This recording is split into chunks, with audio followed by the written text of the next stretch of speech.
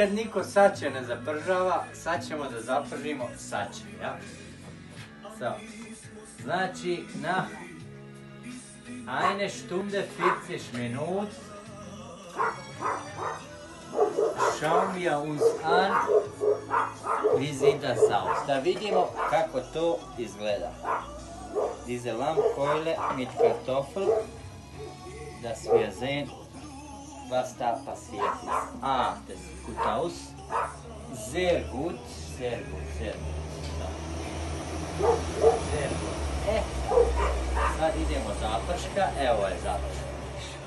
To rijetko ko radi, ali ja to radim. I to ćemo da zalijemo. Tako. Tako.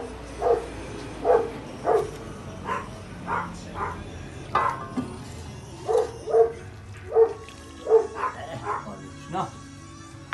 Sehr gut. Und dann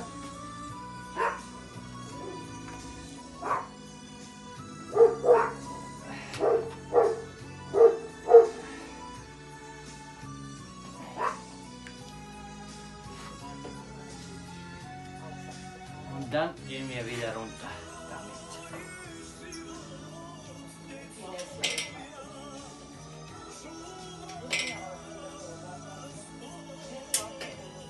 Ja.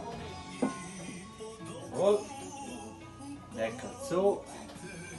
Die Suppenvorspeise ist schon fertig. Ist schon fertig. Sehr gut. So, jetzt machen wir noch ein bisschen außenrum glühen nach oben.